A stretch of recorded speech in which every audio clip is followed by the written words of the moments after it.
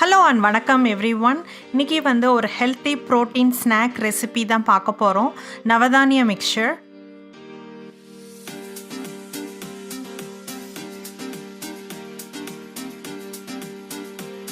இந்த ரெசிபிக்கு தேவையான பொருட்கள் என்னென்னு பார்த்துடலாம்.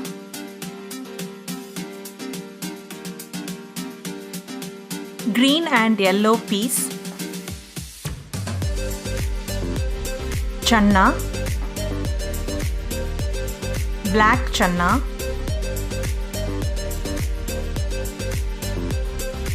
காராமணி, மொச்சக்கொட்டை, தட்டைப்பயிறு ஆர் ரெட் பீன். ஃபஸ்ட்டு நம்ம எடுத்துருக்கிற கிரெயின்ஸை எல்லாம் நல்லா வாஷ் பண்ணிவிட்டு ஒரு 6 to 8 hours தனித்தனியாக ஒரு பவுலில் சோக் பண்ண விடுங்க.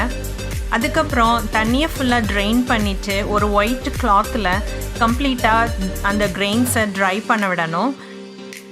இந்த கிரெயின்ஸ் எல்லாம் ட்ரை ஆகிறதுக்கு ஒரு couple of hours ஆகும். மேக் ஷூர் உங்கள் கிரெயின்ஸில் தண்ணி இல்லாமல் பார்த்துக்கோங்க. ஆயில் சூடானதுக்கப்புறம் இந்த மாதிரி ஒரு ஸ்டெய்னர் லேடில் யூஸ் பண்ணி ஒவ்வொரு கிரெயின்ஸாக ஃப்ரை பண்ணி எடுத்துக்கணும்.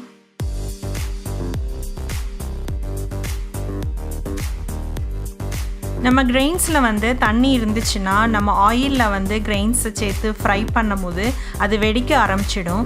ஆனால் இந்த மாதிரி நம்ம ஸ்ட்ரெயினர் லேடில் யூஸ் பண்ணும் போது அது வெடிக்க ஆரம்பிக்கிற மாதிரி இருக்கும் போது நீங்கள் கொஞ்சம் லிஃப்ட் பண்ணிவிட்டு அதுக்கப்புறம் நீங்கள் ஆயிலில் டிப் பண்ணி ஃப்ரை பண்ண விடலாம். நம்ம என்ன தான் அந்த கிரெயின்ஸை ட்ரை பண்ணாலும் சம்டைம் ஆக்சிடென்டலாக 1 or 2 கிரெயின்ஸில் அந்த வாட்டர் ரீட்டைன் ஆகி இருக்கலாம். அதனால தான் இந்த மாதிரி ஒரு ஸ்ட்ரெயினர் யூஸ் பண்ணும் போது ஒரு அட்வான்டேஜும் இருக்குது. அதுமாரி நம்ம காஷியஸாகவும் இருந்துக்கலாம். ஒரு ப்ரௌன் கலர் வரந்தண்ணியும் ஃப்ரை பண்ணிவிட்டு அதை ஒரு பவுலில் ட்ரான்ஸ்ஃபர் பண்ணிடுங்க. இந்த மாதிரி எல்லா கிரெயின்ஸையும் தனித்தனியாக ஃப்ரை பண்ணணும்.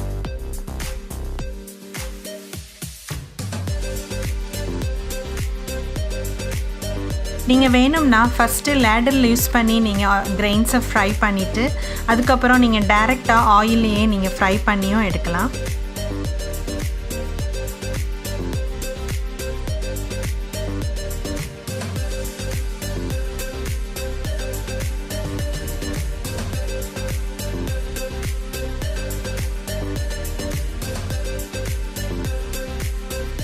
நீங்கள் கிரெயின்ஸை ஃப்ரை பண்ணும் போது உங்கள் ஆயில் டெம்பரேச்சருக்கு ஏற்ற மாதிரி உங்கள் ஃப்ளேமை அட்ஜஸ்ட் பண்ணிக்கோங்க.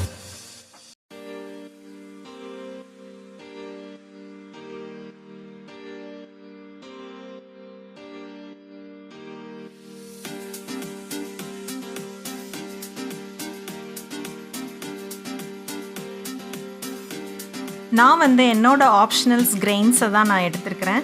நீங்கள் வேணும்னா இதில் நீங்கள் நிலக்கடலை, பொட்டுக்கடலை, மற்ற கிரெயின்ஸையும் நீங்கள் ஆட் பண்ணி ட்ரை பண்ணலாம்.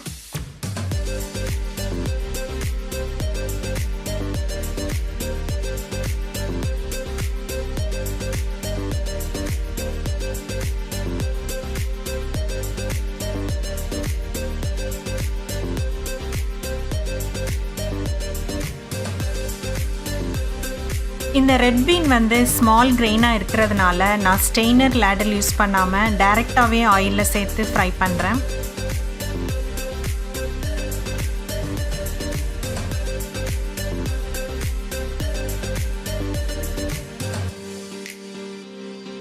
இப்போது எல்லா தானியங்களையும் தனித்தனியாக ஃப்ரை பண்ணதுக்கப்புறம் ஒரு பவுலில் ட்ரான்ஸ்ஃபர் பண்ணிவிட்டு கொஞ்சம் டர்மரிக், கொஞ்சம் காயப்பொடி, உப்பு, ரெட் சில்லி பவுடர் எல்லாத்தையும் சேர்த்து நல்லா தரோவாக மிக்ஸ் பண்ணிடுங்க.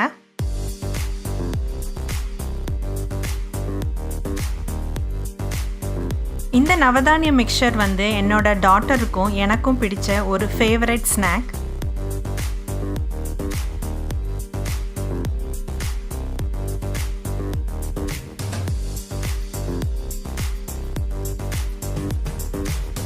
இப்போ நம்ம சுவையான நவதானிய mixture is ready to eat.